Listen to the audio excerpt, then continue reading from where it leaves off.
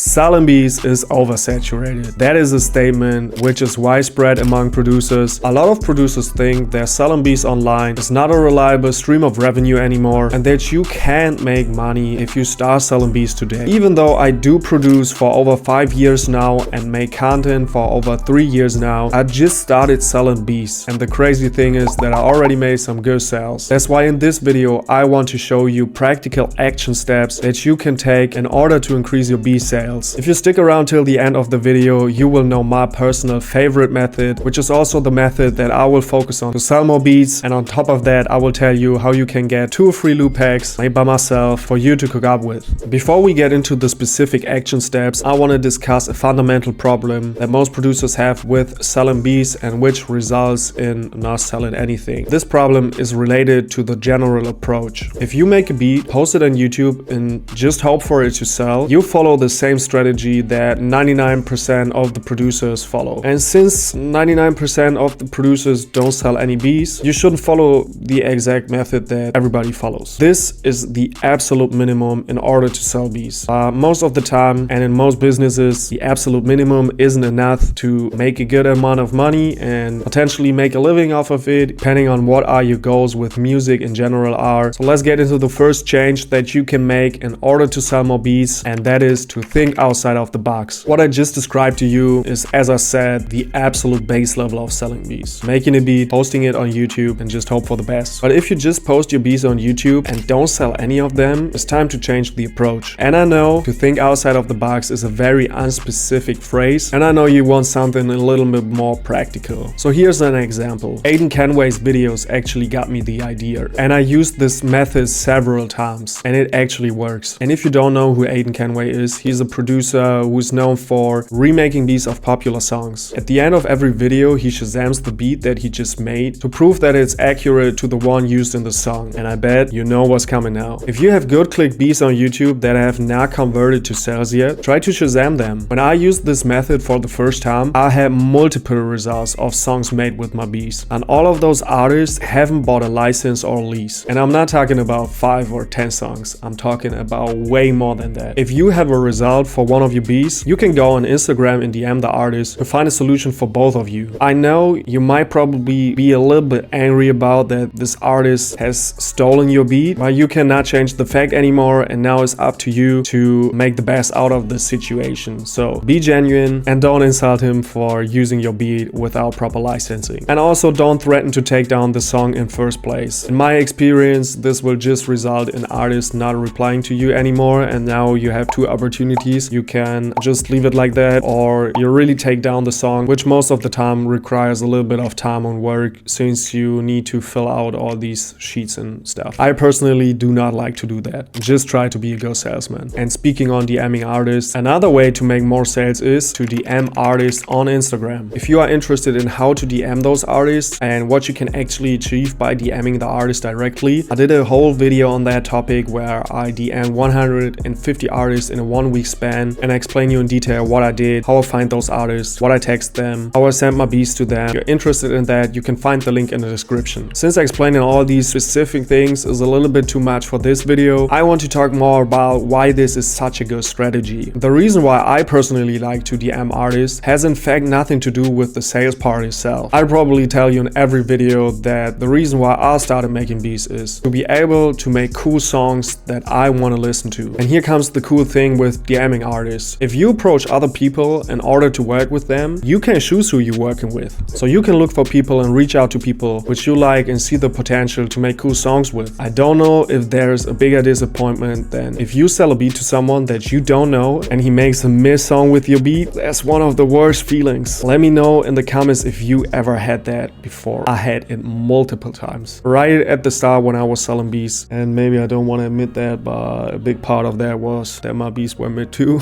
But they even made them worse. Yeah, let me know in the comments if you ever had that. I don't wish that to anybody. But if you don't want to reach out to people and that's just not your style, even though I do recommend that, and I do think that the best way in order to be successful with music is to get your stuff out there and kind of network, be social. At the end of the day, it's not content media, it's social media, and most people forget about the social part. I do have another strategy for you that you can try out in order to sell more beats, and it is focus on loops. loops. And at the moment, this is my personal favorite way. In my opinion, if you want to sell more beats, best way to actually do it is to be the loop guy. And this opinion is based on several reasons. Let me explain them to you real quick. To make good loops is one of the most valuable skills as a producer, just because of the simple fact that there will always be a demand for good melodies, and that makes it a permanently monetizable skill. But the reason why making loops, samples, or whatever you want to call it is such a good way to sell more beats is the reproducible character. Imagine this scenario. Make a beat, post it to YouTube, and you upload it on your BeatStars. In fact, you have one product. But if you put together a loop pack that people can download for free and use to make beats with, you've got the opportunity that your loop will be used in multiple beats, which results in you having multiple products with almost the same time investment. Of course, that implies that those people add you as a collaborator. But even if just 9 out of 10 people add you as a collaborator, this is a way more scalable approach than just posting your beats. Because even though if you have multiple type beat channels, because for example, I post every day on my YouTube type beat channel, but there's nothing more than doing that. But if I put out these loop packs, I'm gonna get tagged in more than one beat as a collaborator per day. Also, a great side effect of this approach is you increase the odds of getting a placement or making a good connection with another producer. And speaking on free loop packs, if you want some free loops that you can cook up with right now, placement ready stuff, most people will sell those loops for a good amount of money. You can download them for free if you want to. These are the first 2 links in the description. Them out if you want to. And now you know my favorite ways to sell more beats. And if you want to know now what the common mistakes are, why your beats don't sell, check out this video.